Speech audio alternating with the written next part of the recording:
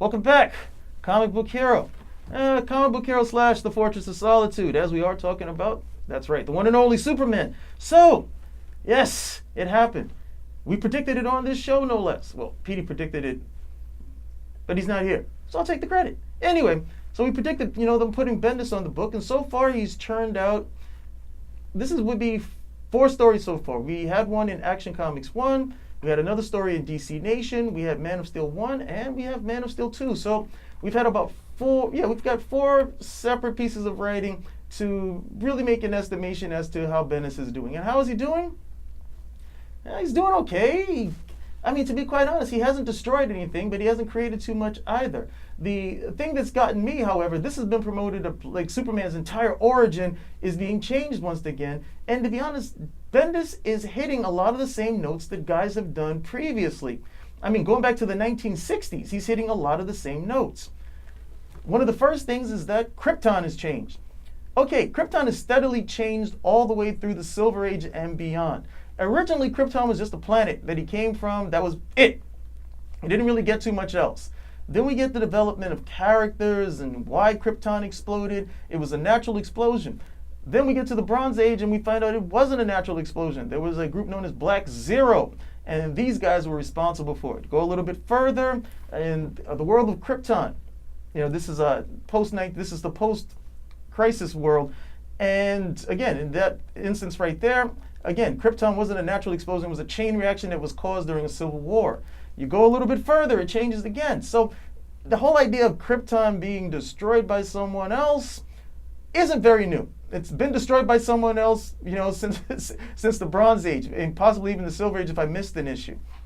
Then we have a new character in the form of Rogol Zar, who is supposed to be, he wants the extermination of all Kryptonians. He wants to get rid of them. We've seen this before, not necessarily the extermination of all Kryptonians, but we had this in a character called Magog who wanted to kill Superman. And not only did he go and kill Superman, he went back in time and started killing Superman through time. So if he killed him in 1986, then he went back to 1985 and killed him there, killed him in 1984, and was just going back and killing him like that until finally Superman, just put a stop to it. Rogol Zar's impetus and Rogol Zar's actions aren't very new. So a lot of this just isn't new. It's stuff that's already been hit before. There's a bit of a teaser as to, where's Lois Lane? Where's John Kent? That hasn't been very interesting either. And some fans are on the edge of their seat like, nothing better happened to them. Nothing's going to happen to them.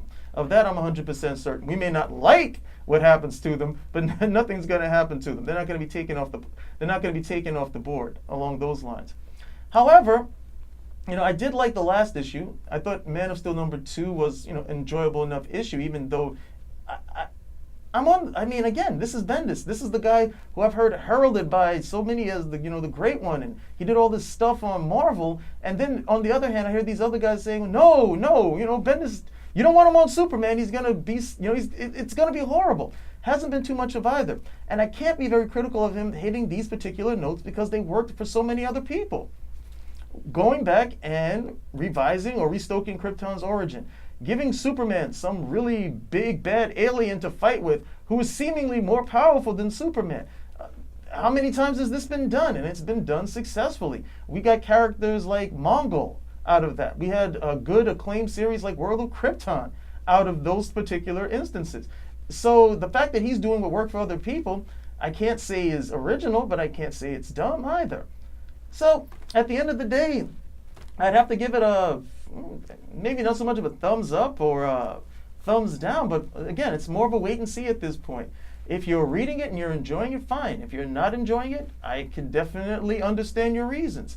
If you're like me and you're stuck in the middle, waiting to tilt one way or the other, we've got nothing we can do except wait. Hey, that's all I got to say about this. Until next time, see you later.